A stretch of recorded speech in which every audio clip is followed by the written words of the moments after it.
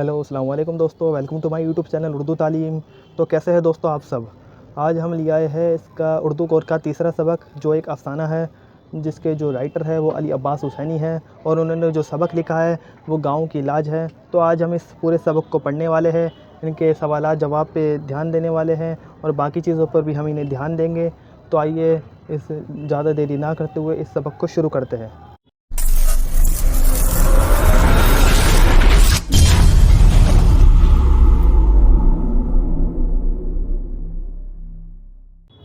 तो देखिए, सबसे पहले हम यहाँ पे देखेंगे अफ़साने को कि अफ़साना होता क्या है। देखिए दोस्तों, अफ़साना कहते हैं कहानी को, छोटी कहानी को, जिसे इंग्लिश में हम शॉर्ट स्टोरी भी कहते हैं। अफ़साना किसी भी घटना या फिर किसी घटना के होने पर कुछ लिखा जाता है। कोई घटना आपके साथ हो जाए तो उस चीज़ पर अफ़साना लिखा जाता है और अफ़साने को बहुत सारे लोगों ने लिखा भी है जो बहुत अहम है। अब इस अफ़साने को हम पढ़ते हैं, तो चलिए शुरू करते हैं। अफ़साना अफ़साना उर्दू अदब की एक मशहूर सिन्फ़ है। तेज़ी से बदलते हुए ज़माने के साथ साथ दीनी और दिमागी तौर पर मसरूफ़ रहने वालों के लिए मुख्तसर अफ़साना नावल दास्तान ज़्यादा कशकश रखता है। मुख्तलिफ़ निकादों ने अफ़साने की मुख्तलिफ़ तारीफ़ें बयान की हैं। एक निकाद ने कहा है कि अफ़साना ऐसी नसरी कहानी है जो एक नशस्त में पढ़ी जा सके। अफ़साना एक ऐसी नसरी कहानी है जो नशस्त में पढ़ी जा सके। एक और निकात का कहना है कि अफ़साने में बुनियादी चीज़ वहदत तासीर है। वक्त के साथ साथ अफ़साने के फ़न में भी तब्दीली आई है। एक अच्छा अफ़साना इख्तिसार के साथ ज़िंदगी के किसी गोशे को कारी के सामने पेश करता है।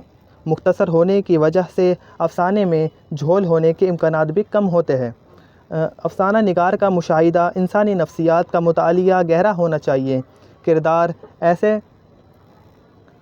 2 मिनट किरदार कहाँ पे थे हम। एक और निकात का कहना है कि अफ़साने में बुनियादी चीज़ वहदत तासीर वक्त के साथ साथ अफ़साने के फ़न में भी तब्दीली आई है। एक अच्छा अफ़साना इख्तिसार के साथ साथ ज़िंदगी के गोशे को कारी के सामने पेश करता है।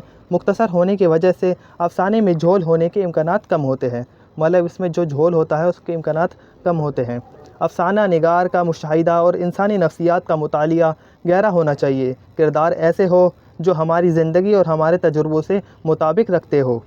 उर्दू के अफ़साना निगारों में प्रेमचंद, अली अब्बास हुसैनी, सादत हुसैन मिंटू, असमत चगताई, राजन सिंह बेदी, कृष्ण चंद्र, गुलाम अब्बास करता, अलीदैन हैदर, इंतज़ाम हुसैन बहुत अहम है। इनके बाद नए अफ़साना निगारों की एक बड़ी तादाद भी सामने आई। तो देखा कि इन सब शायरों ने अफ़साना लिखा है और उनके बाद भी कई अफ़साने निगार आए हैं और उन्होंने भी इस अफ़साने को लिखा है।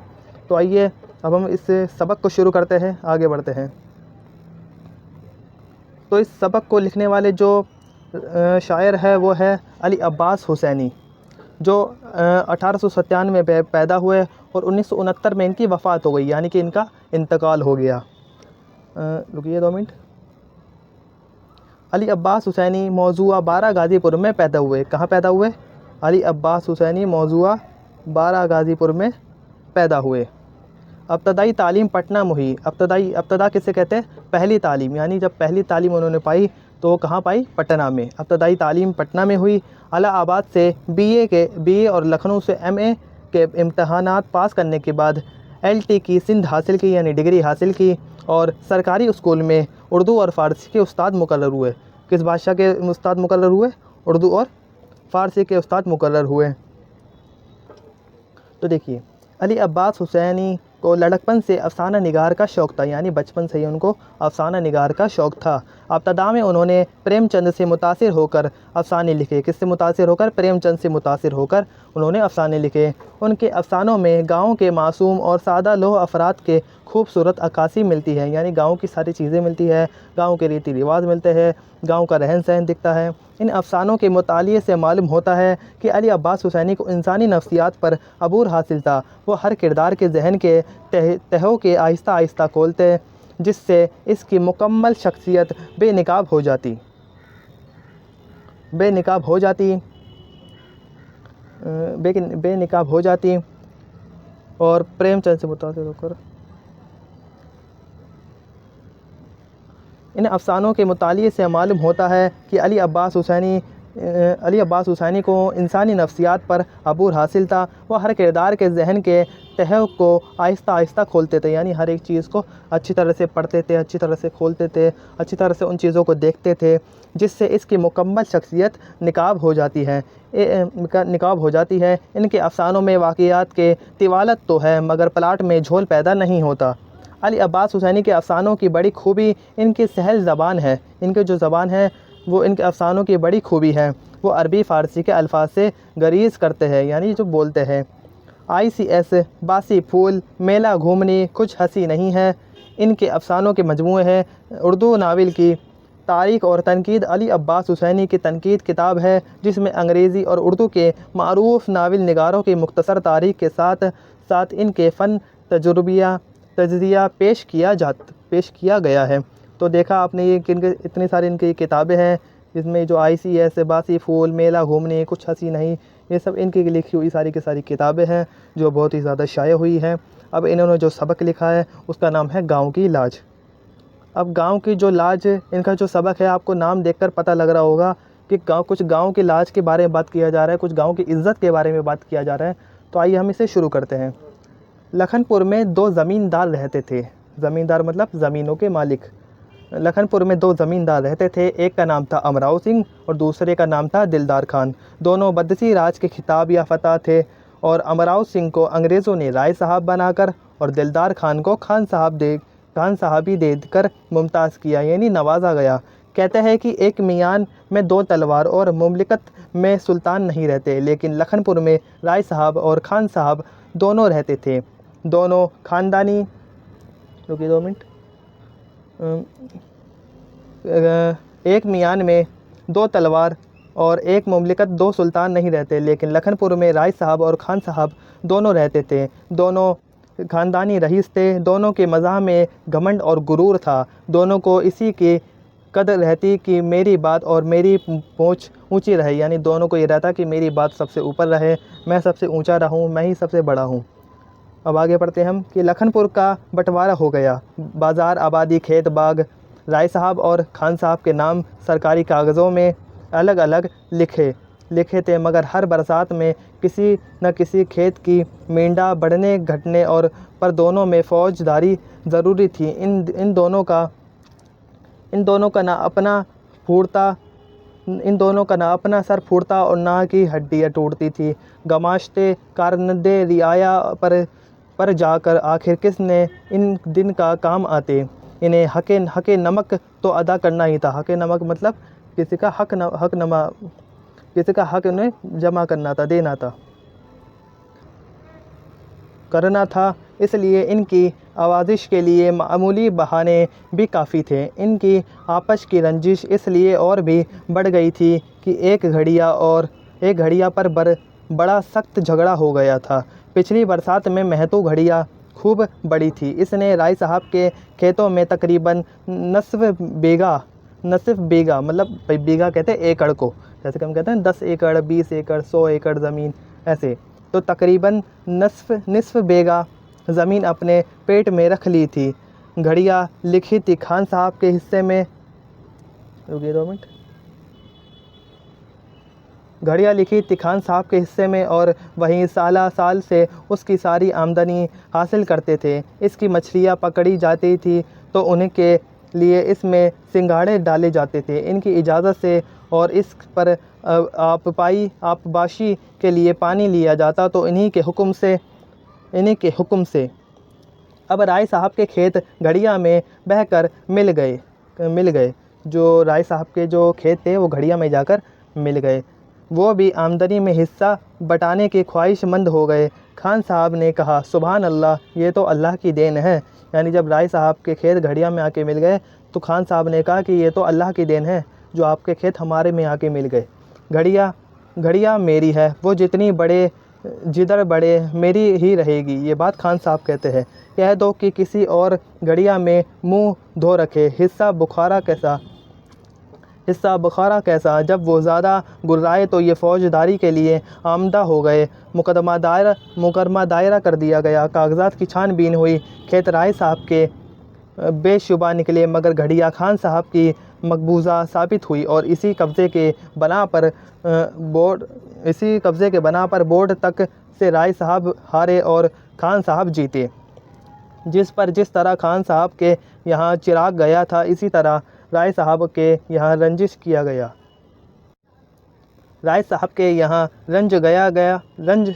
किया गया और सोग मनाए गए, यानी खुशी मनाई गई। लगाने बुझाने वालों ने इस आग को खूब भड़काया। राय साहब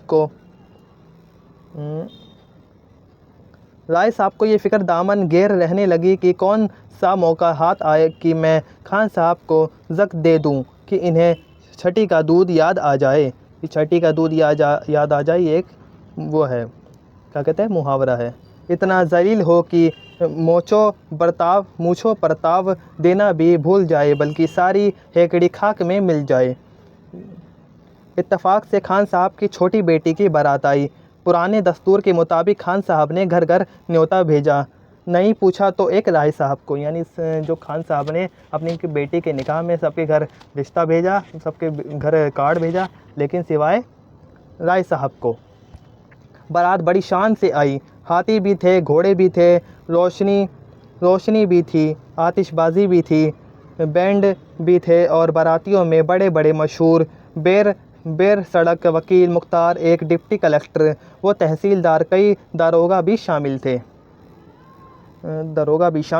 बारात को उतारने के लिए कस्बे के बाहर एक बड़े इमली के दरख्त के लिए नीचे शामियाना बनाया गया, यानी शामियाना मतलब जगह बनाई गई बारातियों के रुकने के लिए। वहीं इन लोगों ने आकर आराम किया और बारात के लिए तैयार हुए। बड़े इमली के दरख्त से खान साहब को कोठी तक कच्ची सड़क खास तौर से अंवार की गई थी। दूर रोए हंडे गाड़े गए, रात को दिन बनाया गया। कोठी में सारे सामान आरिश बाइश लगाकर उसे दुल्हन की तरह सजा दिया गया, यानी सारी चीज़ों को दुल्हन की तरह सजा दिया गया। बैंड बजाती, अनार छोड़ती जब शान व शौकत से बारात कोठी में आई तो सारे कस्बे ने मेहमानों के खैर मुकदम के हस्बे हैसियत हिस्सा लिया। इस मजमूए में राय साहब के मुख्तार आम हिम्मत राय भी थे। कुछ तो वो गांव की रेत निभाने आए थे। कुछ ये ख्याल था कि बारात खाना दाना चहज सब कुछ बगैर देखेंगे और उनमें काबिल एतराज़ पहलू ढूंढकर अपने मुल्कों को सुनाएंगे और इन्हें हरीफ हंसने का मौका देंगे। तो देखा आपने कैसे कि ये चीज़ हो रही है यहाँ पे। अब हम आगे पढ़ते हैं। जब दूल्हा मसंद पर बैठ चुका था, दुल्हन वालों की तरफ से खलअत पहनाया गया और काजी साहब अंदर जाकर दुल्हन की रजामंदी ले आए। अब उन्होंने दूल्हा से आहिस्ता से पूछा कि इतने महर पर फला बीबी से निकाह मंजूर है। दूल्हा ने महर की रकम सुनते ही साफ इनकार कर दिया। पहले तो लोग रस्मी रदूकत समझे, मगर जब बार बार पूछने पर भी दूल्हा नहीं कहता गया तो बाप को रजू किया गया, यानी बुलाया गया। बताया कि खान साहब के यहाँ बरसों से 55,000 का दस्तूर चला आता है और इन्हें इसरार है। उन्होंने कहा कि ऐसे नाहिजाज दस्तूर का कायल नहीं। गर्ज अब बात बढ़ी। बाअसर लोगों ने दोनों तरफ समझाने की कोशिश की, मगर उनकी ज़िद थी कि हम 501 रुपये से एक पैसा ज़्यादा नहीं देंगे, यानी बारातियों का ये था कि हम 501 रुपये से ज़्यादा नहीं देंगे। और खान साहब यहाँ इधर ये कह रहे थे कि भाई हमारे यहाँ पे 5500 का दस्तूर है।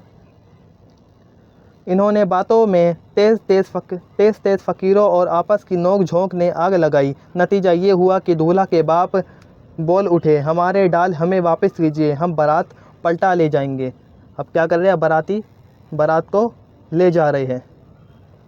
अब तो पूरा कस्बा बरहम हो गया। लखनपुर की नाक कट गई। बारात चढ़ा कर आई लड़की मंजू में बैठ गई। वो बगैर ब्याह के बाहर कैसे निकलेगी। दूसरे गांव वाले तरह तरह के नाम धीरेंगे। बस सारे घरों से लाठियां निकल आई। आज बारातियों की लाशें कस्बे से उठकर जाएगी। अब तो डिप्टी साहब भी घबराए, तहसीलदार साहबान और दारोगा जी भी। लेकिन खान साहब ने खिलाफे मामूली बड़ी सूझबूझ से काम लिया। इन्होंने कस्बे वालों को रोका, समझाया कि ये लोग हमारे मेहमान हैं ये लोग हमारे मेहमान हैं, इन्हें गांव से सही सलामत जाने दो, इसी में हमारी बात ऊंची रहेगी। इसी के लिए साथ इन्होंने एक चीज़ गिनवा कर सारे मजमुए के सामने वापस कर दी। फिर एक एक से खुशामद की कि निकाह नहीं हुआ, न सही लड़की में कोई गैब नहीं, अल्लाह इसका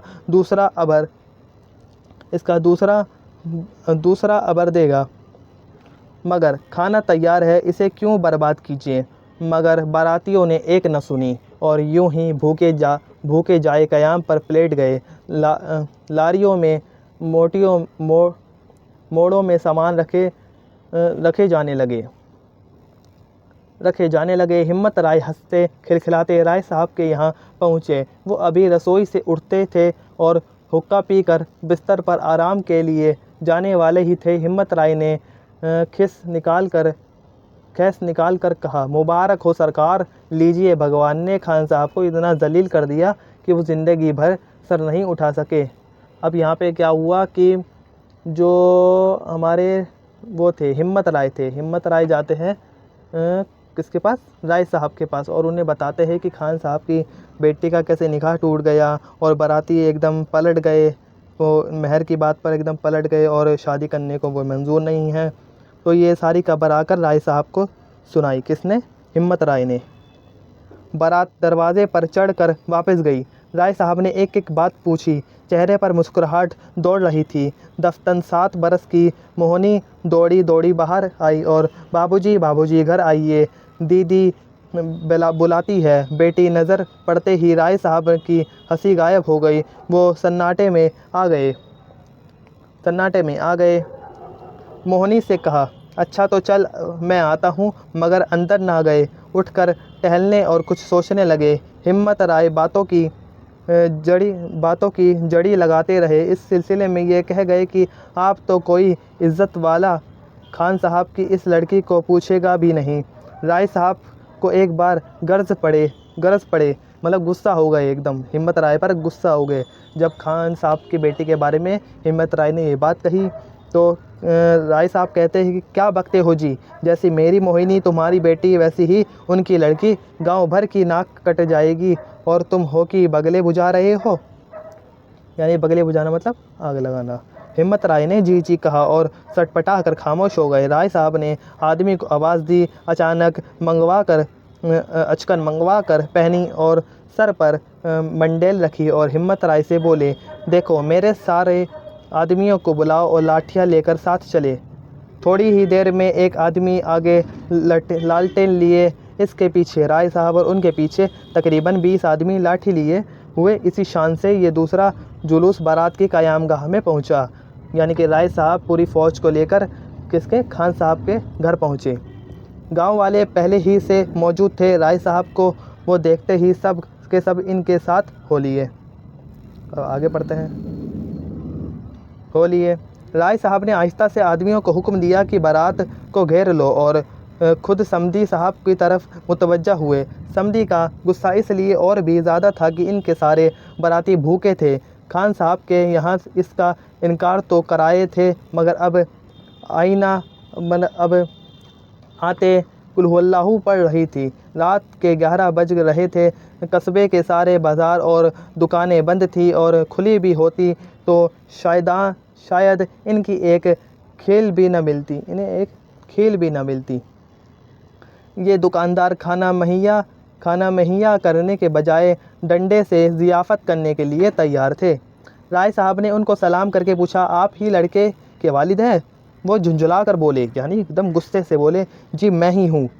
आपका क्या नाम है? राय साहब ने बहुत ही मुलाहिमत से कहा, जी मुझको अमराव सिंह कहते हैं। वो उनकी और खान साहब की आदतों के हाल से वाकिफ़ थे, इसलिए बहुत खुश हुए। बोले, राय साहब वल्लाह खूब मिले जी, आप ही तो आंखें ढूंढ रही थी। शायद हमारे आने की खबर ना हुई, वरना हमें इस तरह की तकलीफ़ न होती। राय साहब ने कहा, जी आपकी इनायत है, मगर आप लोगों को तकलीफ़ क्या है ये मालूम ना हुआ। ये राय साहब ने बारात वाले जो बारातियों से पूछा, यानी दूल्हे के बाप से पूछा, क्या खान साहब ने आओ भगत में कोई कमी रखी? खाना मैंने सुना कि आँखों ने बड़ा एहतमाई पकवाया है। शहर के हलवाइयों के अलावा बनारस के कश्मीरी पकाने वाले हिंदू के लिए और लखनपुर के बावर्ची मुसलमानों के लिए बुलवाए हैं। वो बोले, अजी वो आए होंगे सब, मगर हम तो यूं ही भूखे जा रहे हैं। राय साहब ने कहा, ये कैसे मुमकिन है? वो खान साहब के चचाजाद भाई मन्नू खान की तरफ से पलटे, क्या आपने अपने मेहमानों को खाना खिलाया? मनु मियाँ ने कहा, खान साहब ने खुद उन लोगों से फरादन कहा, बारात शौक़ से वापस ले जाए मगर खाना खा लीजिए। यानी राय साहब ने बारातियों से कहा था कि खाना तो, वो खान साहब से कहा था कि खाना तो खा लीजिए अगर बारात वापस ले जा रहे हैं, मगर खाना खा लीजिए। मगर इन लोगों ने माना नहीं। समधी साहब बोले, अजी हम खान साहब के यहाँ एक दाना भी मुंह में डालना अब हराम समझते हैं। राय साहब ने तेवर बदल कर कहा, तो जनाब इनके अलावा इस वक्त इस कस्बे में कोई दूसरा आपको एक दाना भी नहीं खिला सकता। समधी साहब ने घबरा कर कहा, ये कहे कि आप भी इन्हीं लोगों में शामिल हो गए। राय साहब बोले, जनाबे मन, वो खान साहब की लड़की होकर मेरी या गरीब नट्टू की वो गांव भर की बेटी है। आप सारे गांव की नाक काटने की कोशिश कर रहे हैं। समधी साहब झुल्ला कर बोले, राय साहब जिसकी भी नाक कटे, हम तो जा रहे हैं। राय साहब ने कहा, जी बड़े शौक़ से तशरीफ़ ले जाइए, मगर तहरीर दे दीजिए कि आप जितनी चीज़ें साथ लाए थे वो सब वापस और सही सलामती जान व माल से वापस जा रहे हैं, यहाँ से वापस जा रहे हैं। समधी साहब ने गुर्रा कर पूछा, अगर तहरीरियाँ ना दे तो? राय साहब ने मजमुओं की तरफ इशारा करके कहा, तो आप खुद ही समझ लिए कि आप यहाँ से कैसी सूरतें लेकर जाएंगे। समधी साहब, 2 मिनट। समधी साहब भड़क कर उठे, क्या मतलब है आपका? राय साहब ने कहा, कुछ नहीं, बस ये कि हम सब छोटे आदमी हैं, हमारी तहसीलें छोटी है और हमारा पैमाना सब्र भी छोटा है, इसलिए हम अपनी ज़िल्लत बर्दाश्त न कर सके तो हम ज़्यादा ताज्जुब की गुंजाइश नहीं। समधी साहब हिचक पड़े, तो जनाब आप हमें धमका कर तहरीर लिखवाना और हमें कानून के शिकंजे में फंसवाना चाहते हैं? ये तो न होगा। तो देखा जैसे कि आपने यहाँ पे ये जो राय साहब है और यहाँ पे दूल्हे के जो वालिद हैं, इनमें बातचीत चल रही है, इनके बीच में रंजिश चल रही है। तो अब हम आगे बढ़ते हैं। उनकी आवाज़ जो बुलंद हुई तो बाराती सिमट आए। डिप्टी नसीरुल्लाह बढ़ कर पूछा, क्या मामला है राय साहब? राय साहब ने कहा, कुछ नहीं डिप्टी साहब, मैं समधी साहब से एक तहरीर मांग रहा था कि इसी पर वो चिराग पा हो गए। अब आप लोग इन्हीं समझाइए कि आप कस्बा वालों के तेवर देख रहे हैं, तो इस पर भी गौर फरमाइए कि बारातियों में आप सरकारी मुलाजिम भी शामिल है। अगर ये बात आप पर आड़े रहे तो आप लोग भी इनके साथ अस्पतालों में जाएंगे। यानी राय साहब ने इनको धमकी दी कि भाई आप भी अस्पतालों में जाएंगे अगर आप ये बात नहीं मानेंगे तो। अब सरकारी अफसरान जल्द ही समधी साहब को अलग कर गए। इन्हें समझाया, अपनी शिरकत की वजह से अपनी ज़िम्मेदारियों की तरफ तवज्जो दिलाए। बाला आखिर डिप्टी नसीरुल्लाह ने फ़ैसला सुनाया, बारात खान साहब के पास वापस जाएगी और निकाह 55,000 में ही होगा। और फिर बारात बैंड बजाती हुई राय साहब बड़े फाटक तक साथ आए, मगर वहाँ से अपने आदमियों के साथ अपने घर की तरफ मुड़ गए। यानी कि जो राय साहब थे वो खान साहब के फाटक तक आए, यानी कि दरवाजे तक आए और वहीं से ही वो मुड़ गए अपने घर की तरफ। खान साहब को जब मालूम हुआ कि राय साहब ने गाँवों की लाज रख ली मगर फाटक से पलट गए, तो काजी साहब को रोक कर बोले, ठहर जाइए, निकाह अभी नहीं होगा। और जल्दी से कोठी से निकले गए और घबरा कर एक दूसरे के मुंह देखने लगे। या अल्लाह, अब कौन सा नया फितना खड़ा हुआ। दो एक इनमें से पुकारते हुए पीछे दौड़े, मगर खान साहब बिल्कुल खामोश लिए हुए सीधे राय साहब के मकान की तरफ बढ़ते चले गए। वो गर्दन झुकाए हुए कुछ सोचते हुए लालटेन की रोशनी लालटेन की रोशनी में चले जा रहे थे। खान साहब जाकर लपट गए और राय साहब की गर्दन में पा नहीं राय साहब की गर्दन में बा नहीं डालकर मुश्किल से ये कह सके, भाई अमराव सिंह, मेरा कसूर माफ़ करो, चलकर अपनी ब्याह दो, चलकर अपनी बेटी को ब्याह दो, यानी अपनी बेटी का निकाह कर दो। थोड़ी देर बाद बारातियों को ये देखकर ताज्जुब हुआ कि आगे आगे लालटेन लिए आदमी है और उनके पीछे राय साहब और खान साहब एक दूसरे की कमर में हाथ डालते चले आ रहे थे। दालान में पहुँचे कर खान साहब ने राय साहब की तरफ मल्तिजियाना निगाह से देखा। राय साहब ने गलोगेर आवाज़ में कहा, काजी साहब निकाह पढ़ाइए, और दोनों के गालों पर मोती लुढ़क आए। तो देखा कि आपने कितना बेहतरीन ये सबक है, ये आप पूरा पढ़ेंगे, अच्छी तरह से पढ़ेंगे तो आपको ये समझ आएगा, ये जैसे कि हमने पढ़ाया है। और हमारे पढ़ाने में जहाँ जहाँ मिस्टेक हुई है, जहाँ जहाँ गलती हुई है, उसे माफ़ फरमाइए और हम इसे और कोशिश करेंगे और अच्छी सुधारने की। बाकी आप ये सबक खुद से भी पढ़िए ताकि आपको भी खुद से अच्छी तरह से इसे समझ आ सके और आप इसे ढंग तरह से समझिए ताकि आप इसमें आने वाले क्वेश्चन आंसर को कर सके। तो आइए हम इसके अब लफ्ज़ मायने देखते हैं। तो अब इसके हम लफ्ज़ मायने देखते हैं, चलिए शुरू करते हैं। ये लफ्ज़ मायने हैं, खिताब या फ़तह का मतलब होता है खिताब पाया हुआ। मुमताज़ करना मतलब नुमाया करना या बुलंद मर्तबे पर पहुँचना। आगे है, मुमलिकत का मतलब होता है हुकूमत करना। कद का मतलब होता है दुश्मनी। गुमाश्ते का मतलब होता है कारंदे, मुलाजिम, नौकर। आवाइश का मतलब होता है भड़काना यानी कि उकसाना। घड़िया का मतलब होता है ज़मीन का वो नशबी हिस्सा जिसमें पानी जमा हो जाता है।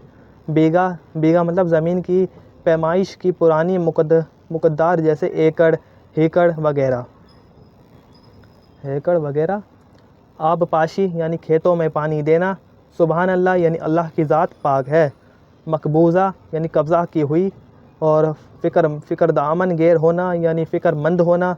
ज़ेग देना यानी शिकस्त देना यानी शर्मिंदा करना। नाहिजार यानी बेकार यानी कि ख़राब। न्योता दावतनामा। दूर रोया यानी दो तरफ़ा। आराइश व ज़बाइश यानी सजावट हस्ब हैसियत यानी कि हैसियत से मुताबिक। हरीफ यानी कि दुश्मन। महर यानी कि शादी के वक्त दूल्हा की तरफ से दी जाने वाली रकम यानी कि पैसा। तहसीलदार यानी तहसील अफसरान, तहसील अफसर होते हैं ना वो। जाए क़याम यानी ठहरने की जगह, जहाँ किसी लोगों को ठहराया जाए, किसी जगह पे कोई लोग ठहरे। दफ्तन यानी कि अचानक। ना कटना यानी रुसवाई होना यानी बदनामी होना। आगे देखते हम। मंडेल यानी कि पगड़ी। बगले भुजाना मुहावरा है यह है खुश होना। यह है महिया यानी मौजूद या तैयार। ज़ियाफ़त यानी मेहमानों की आओ भगत करना। मुलाहिमत यानी कि नरमी। अदावत यानी कि दुश्मनी। जनाब मन यानी इज़्ज़त के लिए बोला जाने वाला लफ्ज़। आगे देखते हैं हम। तहसील यानी ऐसा दफ्तर जिसमें ज़मीन से मुतालिक मामलात हल किए जाते हैं। पैमाना सब्र का पैमाना। चिराग पा यानी कि गुस्सा। लाज रखना यानी इज़्ज़त रखना। मल्तजियाना निगाह यानी इल्तिजा की निगाह।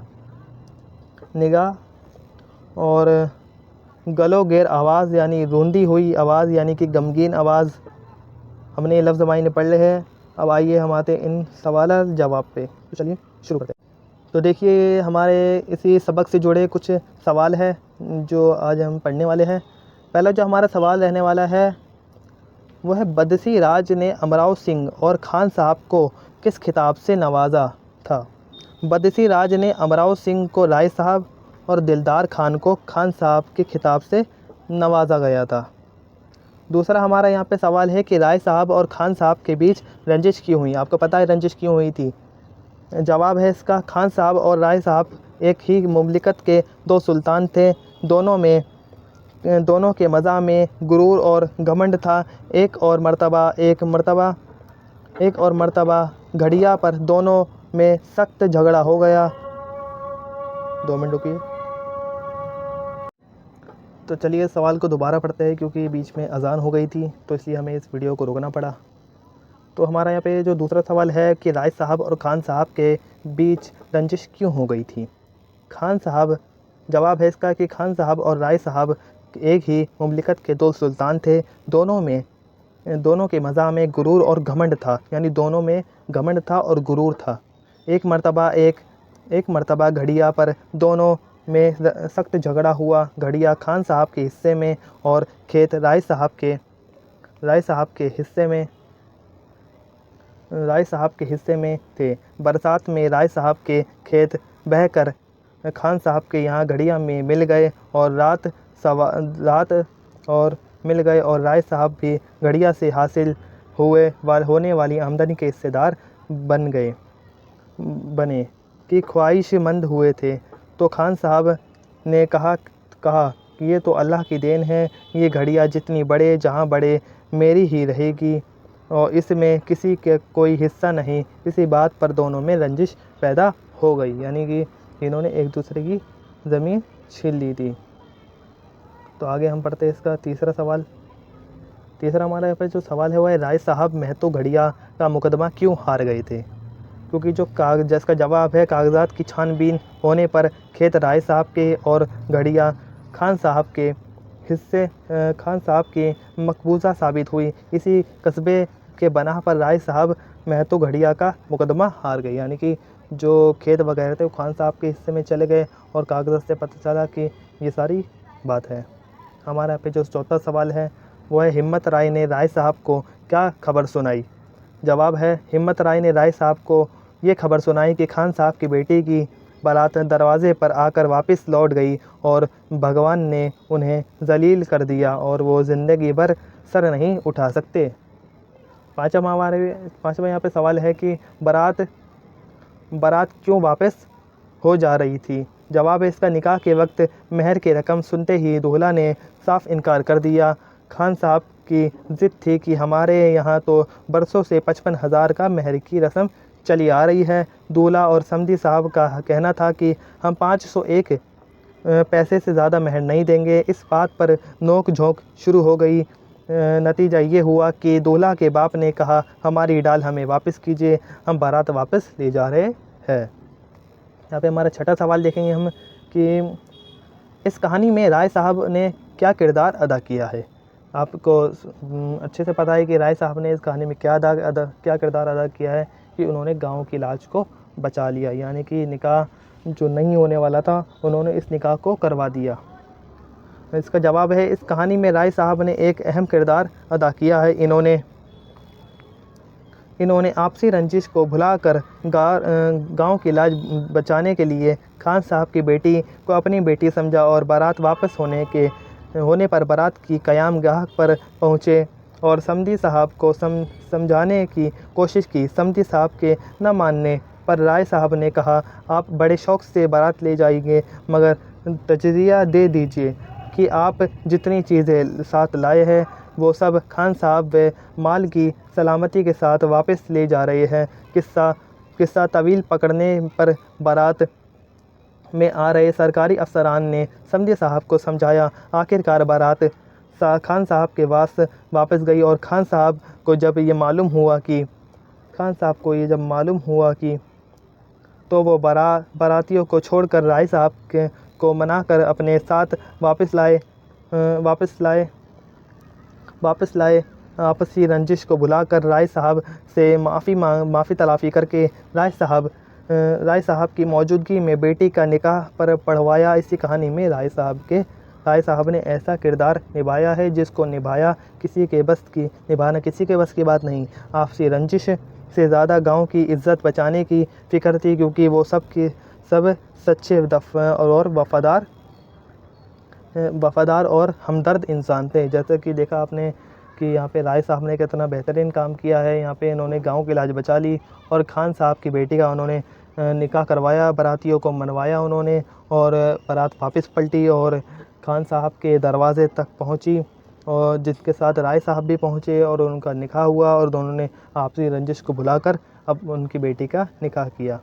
अब आगे हम और चीज़ें की देखते हैं कि आगे और चीज़ें क्या हैं। यहाँ पे हमारा ज़बान वाक़या भी है। जिसमें नीचे देखते हैं पहला जो है कि नीचे लिखे हुए जुमलों की वजाहत कीजिए, यानी कि नीचे हुए जुमलों की हमें वजाहत करनी है, इनका सवाल का जवाब देना है। कहते हैं कि एक मियान में दो तलवार, एक मुमलिकत में दो सुल्तान, नहीं रहते लेकिन लखनपुर में राय साहब खान साहब दोनों रहते थे। अब इसका हमें जवाब देना है। इसका जवाब है एक मियान में दो तलवार और एक मुमलिकत में दो सुल्तान नहीं रहते, लेकिन लखनपुर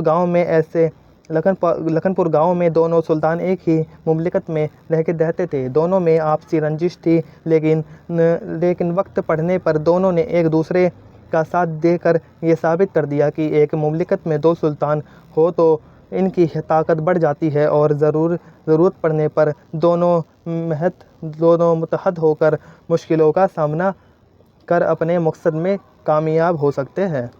देखा कि जैसे कि एक गांव में जब दो सुल्तान रहते हैं तो उस गांव की ताकत और बढ़ जाती है और जो काम जो होते हैं वो आसान और हो जाते हैं, और किसी चीज़ की ज़रूरत पड़ती है तो सब साथ काम करते हैं। तो वही चीज़ें हैं। दूसरा भी हम देख लेते हैं कि वो खान साहब की लड़की हो कि मेरी या गरीब नटू की, वो गांव भर की बेटी है। खान साहब ने जब ये बात कही कि वो खान साहब की लड़की हो या गरीब की बेटी या नट्टू की, वो गांव भर की ही बेटी है। इसका जवाब है गांव वालों में प्यार, मोहब्बत और हमदर्दी का जज्बा होता है। ज़रूरत पड़ने पर वो मुत्तहदा होकर अपने गांव की इज़्ज़त बचाने के लिए कुछ भी करने को तैयार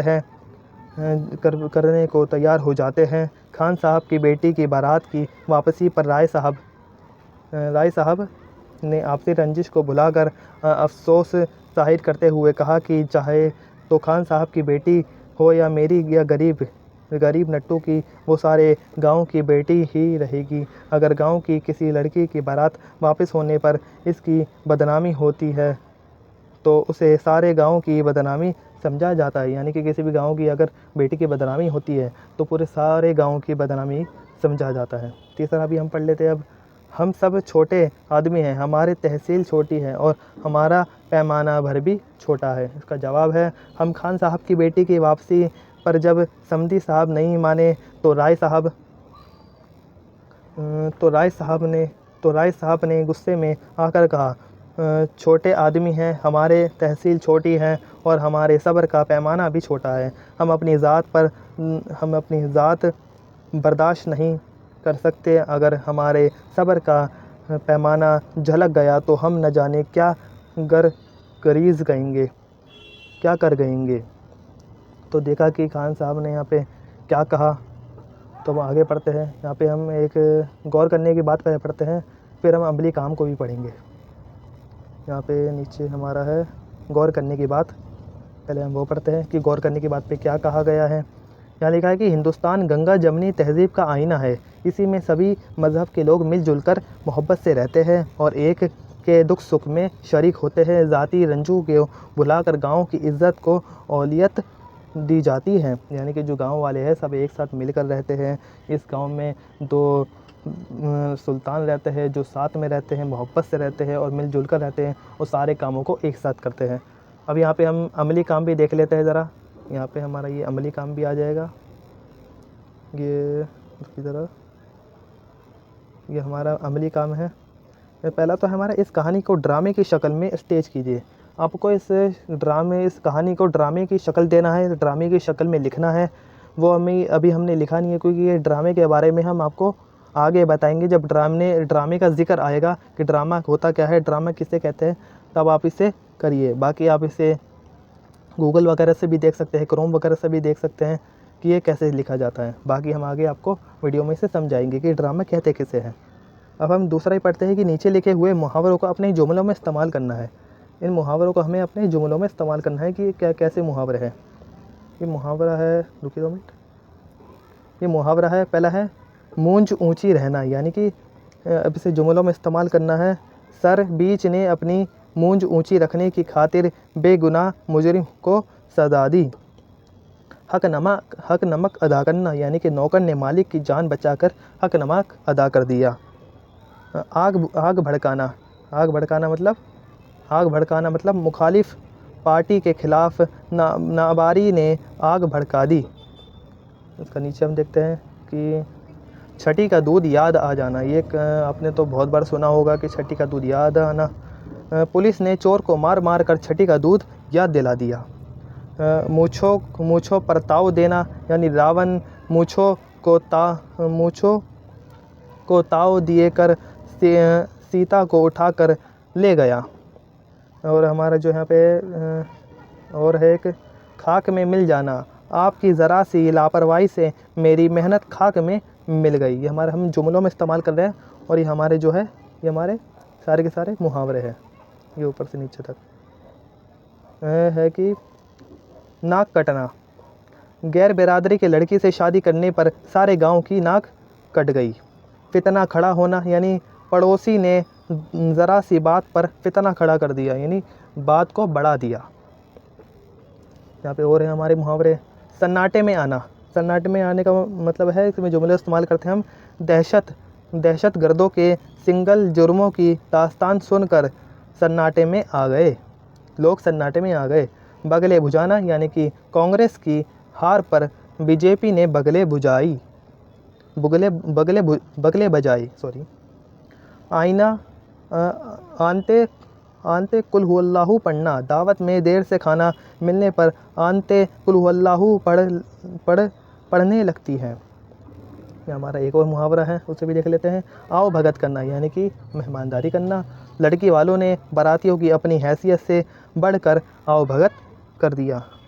तो जैसा कि देखा आपने, यहाँ पे हमारा पूरा का पूरा ये सबक पूरा हो चुका है। हमने इस पूरे को सबक को पढ़ा भी है, और हमारे इस सबक को पढ़ने में जो जो गलती हुई हो, जो जहाँ हम अटके हो, उसे आप माफ़ फरमाइए। और हम आपके लिए इतनी मेहनत कर रहे हैं, तो प्लीज़ आप भी हमारे लिए एक मेहनत करिए। इस चैनल को ज़्यादा से ज़्यादा शेयर कीजिए अपने दोस्तों तक, और इसे ज़्यादा से ज़्यादा लाइक करिए, और इसे साथ ही साथ सब्सक्राइब कर बेल आइकन को दबाकर और ऑल नोटिफिकेशन को ऑन कर दीजिए, ताकि आपके पास आने वाली हर नई वीडियो का पता चल सके कि कब कौन सी वीडियो आ रही है। वैसे हमारी वीडियो की टाइमिंग आने का तो वैसे सुबह मॉर्निंग 7 AM है और इवनिंग का 5 PM है, तो तब आपकी वीडियो आएगी। और हम इसी सबक के कुछ इम्पोर्टेंट, कुछ अहम सवालात को भी लेकर आएंगे, जो मिड टर्म, प्री बोर्ड और बोर्ड में आपके पूछे जाते हैं। तो जैसा कि आपने ये पूरा चैप्टर देख लिया है, आपने इस पूरा सबक देख ही लिया है, तो आप अब हम मिलते हैं नेक्स्ट वीडियो में। और आप इस चैनल को ज़्यादा से ज़्यादा बस आप इसे देखिए और इस पूरे चैप्टर को पढ़िए। आप इसे मतलब रटिए मत, इसे याद करिए, अच्छे से याद करिए, ताकि आपको बोर्ड तक इसे याद हो सके। यानी कि जब आप बोर्ड पेपर देनेंगे, इस बार तो ऐसा कुछ अलग पैटर्न है CBSE का, 2 बार बोर्ड होने वाले हैं, तो आप इसी को चीज़ अपनाइए और इसे याद करते रहिए। ठीक है, फिर हम मिलते हैं अगली वीडियो में। अल्लाह हाफिज़।